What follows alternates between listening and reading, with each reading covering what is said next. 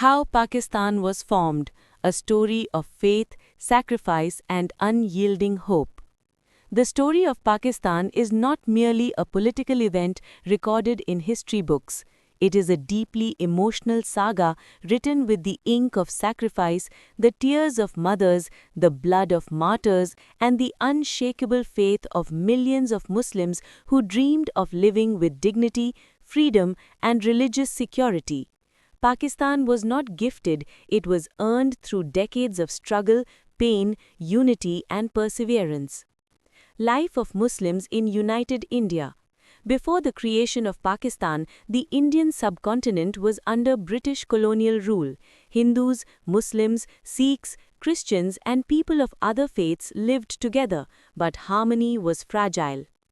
Muslims, though once rulers of the subcontinent for centuries, had gradually lost political power after the fall of the Mughal Empire. By the 19th century, Muslims had become socially, economically, and politically marginalized. The British policies and Hindu majority dominance pushed Muslims further into decline. Muslims feared that once the British left, India would be ruled by a Hindu majority that might not protect Muslim religious, cultural, and political rights. These fears were not imaginary, they were reinforced by discriminatory practices, biased educational systems, and political movements that promoted Hindu supremacy. Muslims began to realize that political freedom without safeguards could lead to religious slavery. The spark of awareness. The failed War of Independence in 1857 was a turning point. Muslims suffered the most severe punishment from the British, as they were seen as the primary rebels. Mosques were destroyed, scholars were hanged, and Muslim lands were confiscated.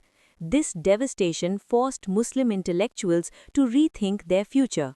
One such visionary was Sir Syed Ahmad Khan. He understood that survival required education and political awareness.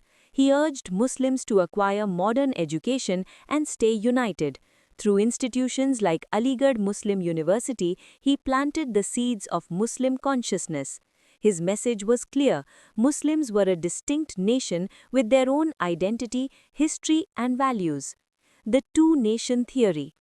The idea that Muslims and Hindus were two separate nations gradually took shape. This belief came to be known as the two-nation theory.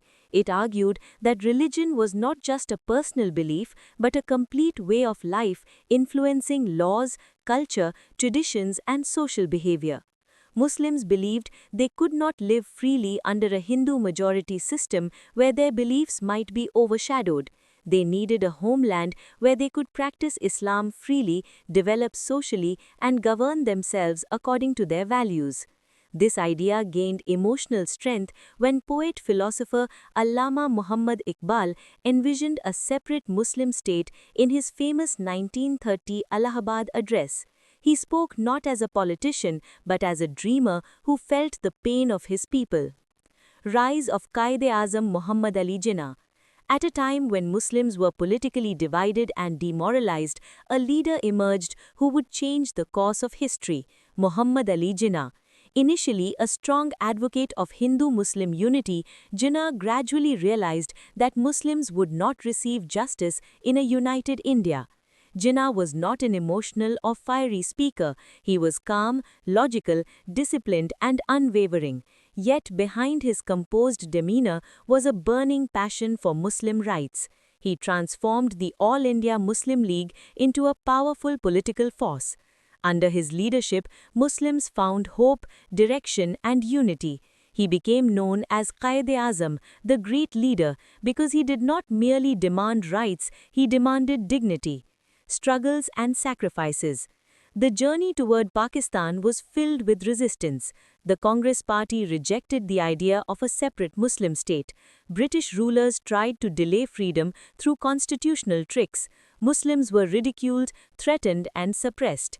Yet the Muslim masses stood firm. From villages to cities, students, scholars, laborers, and women joined the movement. Mothers sent their sons to protests. Students filled jails. Writers awakened hearts with poetry. Mosques echoed with prayers for freedom.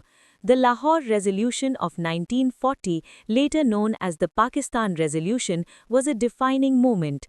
It formally demanded independent states for Muslims. When Quaid-e-Azam stood before a massive crowd and spoke of a separate homeland, it was not merely a political demand, it was the voice of a wounded nation seeking survival. The final struggle. As independence approached, violence erupted across the subcontinent, communal riots broke out, and hatred spread like wildfire. Muslims were attacked in many regions, entire villages were burnt, trains arrived filled with dead bodies. Despite the chaos, Muslims did not abandon their dream. They believed Pakistan was their destiny, a land promised through struggle and faith. The British, realizing that unity was impossible, announced the Partition Plan of 1947. India would be divided into two independent states, India and Pakistan. Birth of Pakistan, 14 August 1947. On the night of 14 August 1947, Pakistan emerged as an independent nation. It was a moment of joy mixed with sorrow. Fireworks of freedom were drowned in cries of loss. Millions of Muslims migrated toward Pakistan, leaving behind homes, memories, and loved ones. The migration was one of the largest in human history. Nearly 15 million people were displaced, and over 1 million lost their lives. Women were abducted, children orphaned, families shattered. Yet, despite everything, people walked for miles with hope in their hearts. They were not just moving to a new land, they were moving towards freedom. Quaid-e-Azam's vision. When Quaid-e-Azam addressed the nation, his words reflected his dream of Pakistan, a state where everyone could practice their religion freely, where law would be supreme, and where minorities would be protected.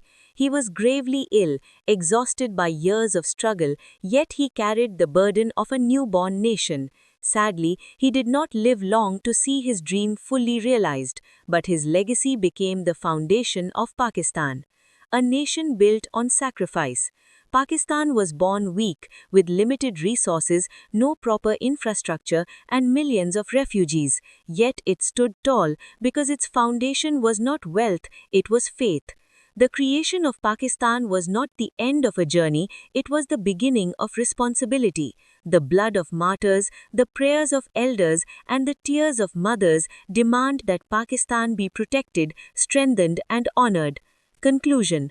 More than a country. Pakistan is not just a piece of land on the map, it is a story of resistance against oppression, a declaration of identity, and a symbol of hope for Muslims who believed they deserved freedom. The green and white flag carries more than colors, it carries history, pain, and promise.